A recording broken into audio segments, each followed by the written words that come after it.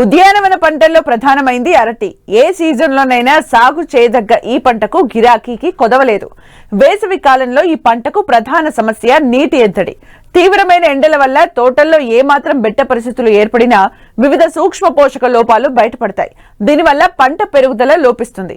ప్రస్తుతం వివిధ దశల్లో ఉన్న అరటి తోటల్లో జింకు ధాతు లోప ఉధృతి కనిపిస్తోంది. దీని నివారణ చర్యల్ని తెలియజేస్తున్నారు ప్రధాన శాస్త్రవేత్త డాక్టర్ హేమంత్ కుమార్.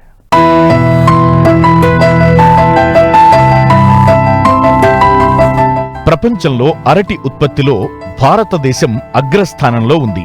మన దేశంలో 4.8 లక్షల హెక్టార్ల విస్తీర్ణంలో అరటి సాగవుతోంది. అంతేగాక జాతీయ స్థాయిలో అరటి పంటదే మొదటి స్థానం. దేశంలో మొత్తం పండ్ల తోటల విస్తీర్ణంలో 15% అరటిదే. తమిళనాడు, మహారాష్ట్ర విస్తీర్ణంలో ఉత్పాదకతలోనూ ముందు స్థానాల్లో ఉండగా తెలుగు రాష్ట్రాలు 3వ స్థానంలో నిలిచాయి. ఈ పంటకు వేసవి కాలం అత్యంత గడ్డుకాలం. తీవ్రమైన ఎండలు, తరచూ నీటి ఎద్దడి పరిస్థితుల వల్ల మొక్కలు తీవ్ర ఒత్తిడికి లోనవుతాయి. ఇలాంటి పరిస్థితుల్లో సూక్ష్మ పోషక లోపాలు బయటపడడం కనిపిస్తుంది.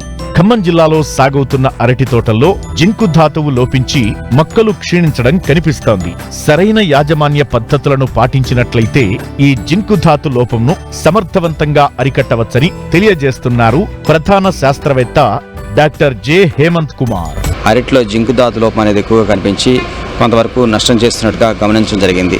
ముఖ్యంగా ఈ యొక్క అరటిలో జింకు ధాతు లోప లక్షణాలు మనం చూసుకున్నట్టయితే ఆకు ఈనెల మధ్య లేత ఆకుపచ్చ లేదా తెల్లని పొర ఏర్పడటం అనేది దీని యొక్క ముఖ్య లక్షణంగా గుర్తించేదానికి అవకాశం ఉంటుంది. ముఖ్యంగా ఆకు వెనపైపున చూసుకున్నట్టయితే ముదురు ఉదారంగా ఏర్పడటం అనేది ఈ జింకు ధాతు లోపంలో ఒక ముఖ్యమైనటువంటి అంశంగా మనం గుర్తించాలి.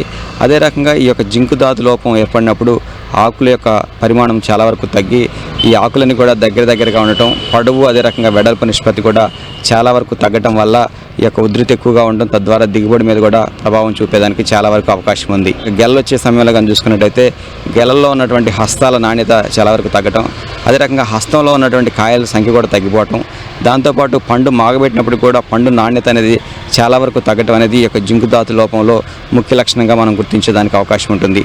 ముఖ్యంగా ఈ ప్రాంతంలో సాగు చేసేటువంటి నేలంతా కూడా తేలిక నేలలు కాబట్టి ముఖ్యంగా సేంద్రియ పదార్థం అనేది చాలా వరకు తక్కువ మోతాదులో ఉంటుంది కాబట్టి ఇలాంటి పరిస్థితుల్లో జింకు ధాతు లోపం అనేది ఎక్కువగా ఆశించేదానికి అవకాశం ఉంటుంది. దాంతోపాటుగా కొన్ని ప్రాంతాలు కానీ చూసుకున్నట్టయితే నేలలో చౌడు లక్షణాలు ఉండటం, అదే రకంగా ఉప్పు గుణం కలిగి ఉండటం కూడా జింకు ధాతు లోప లక్షణాలు ఎక్కువగా అవడానికి ముఖ్యమైనటువంటి అంశంగా మనం గుర్తించేదానికి అవకాశం ఉంటుంది. దాంతోపాటు ఎక్కడైతే రైతు సోదరులు ఈ మధ్య కాలంలో కాంప్లెక్స్ ఎరువులైనటువంటి భాస్వరం ఎరువుకు సంబంధించినటువంటి ఎరువులను ఎక్కువగా వాడటం వల్ల, దాంతోపాటు చలికాలంలో చూసుకున్నట్టయితే తక్కువ ఉష్ణోగ్రతలు ఉండటం వల్ల ఈ యొక్క జింకు అనేది మొక్కకు అందకుండా జింకు ధాతు లోపం అనేది చాలా ప్రాంతాల్లో మనకు గమనించడం జరిగింది. నీరు ఎక్కువగా నిల్వ ఉంచడం వల్ల కూడా ఈ యొక్క జింకు ధాతు లోపం అనేది ఎక్కువగా అయ్యేదానికి అవకాశం ఉంటుంది. అదే రకంగా ఈ సాగునీరులో ఏదైతే లవణాల శాతం ఎక్కువగా ఉంటుందో ఇలాంటి ప్రాంతాల్లో కూడా జింకు ధాతు లోపం ఎక్కువ వచ్చేదానికి అవకాశం ఉంటుంది. కాబట్టి రైతు సోదరులు జింకు ధాతుని జాగ్రత్తగా గమనించుకుంటూ కొన్ని చర్యలు చేపట్టినట్టయితే చాలా వరకు ఈ జింకు ధాతు లోపం రాకుండా అరికట్టేదానికి అవకాశం ఉంటుంది. అరటి తోటల్లో పచ్చిరొట్ట పైర్లను వేసి కలియదున్నడం ద్వారా జింకు ధాతు లోపాన్ని నివారించవచ్చు. అంతేకాకుండా సరైన సమయంలో శాస్త్రవేత్తల సిఫార్సు మేరకు ఎరువులను అందిస్తే ఈ లోపం ఉండదు. చివికిన పశువుల ఎరువు కానివ్వండి, వర్మి కంపోస్ట్ కానీ వేసుకున్నట్టయితే చాలా వరకు ఈ జింకు ధాతు లోపాన్ని సమర్థవంతంగా అరికట్టేదానికి అవకాశం ఉంటుంది. ముఖ్యంగా ప్రస్తుతం ఉన్నటువంటి పరిస్థితుల్లో రైతులు ఎక్కువ మంది టిష్యూ కల్చర్ మొక్కలనే పెంచుతూ ఉన్నారు. కాబట్టి ఈ టిష్యూ కల్చర్ తోటలు వేసే పరిస్థితులు కానీ చూసుకున్నట్టయితే మనం మామూలు మొక్కలకు వేసే ఎరువుల కంటే కూడా 5% ఎక్కువగా అందించినట్టయితే చాలా వరకు ఈ జింకు ధాతు లోపాన్ని సవరించేదానికి అవకాశం ఉంటుంది. ఈ నీటిలో కరిగేటటువంటి ఎరువుల్ని డ్రిప్ ద్వారా ఇచ్చినప్పుడు సుమారుగా మనకి చాలా వరకు దిగుబడి పెరగడంతో పాటుగా తద్వారా మనకి ఈ కాంప్లెక్స్ ఎరువుల మీద పెట్టేటువంటి ఖర్చు కూడా చాలా వరకు తగ్గి తద్వారా జింకు లోపం కూడా చాలా వరకు తగ్గేదానికి అవకాశం ఉంటుంది.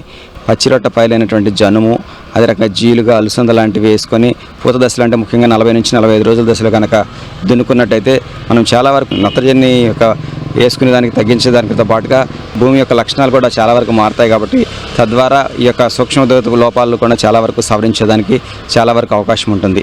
ముఖ్యంగా నీటిపారుదల అనేది ముఖ్యమైనటువంటి అంశంగా గుర్తించి మురుగునీరు పోయే సదుపాయం కనుక ఏర్పరచుకున్నట్టయితే చాలా వరకు ఈ యొక్క జింకు ధాతు లోపాన్ని సవరించేదానికి అవకాశం ఉంటుంది. ముఖ్యంగా లోప సవరణ కనుక చూసుకున్నట్టయితే లీటర్ నీటికి 5 గ్రాముల జింక్ సల్ఫేటు, దాంతోపాటు 2.5 గ్రాముల సున్నం, దాంతోపాటుగా ఒక 10 గ్రాముల యూరియా, దాంతోపాటు 1/2 మిల్లీ లీటర్ సబ్బు లీటర్ నీటికి బయటికి కనుక కలిపి ద్రావణాన్ని పిచికారీ చేసుకున్నట్టయితే దీన్ని సమర్థవంతంగా అరికట్టడానికి అవకాశం ఉంటుంది.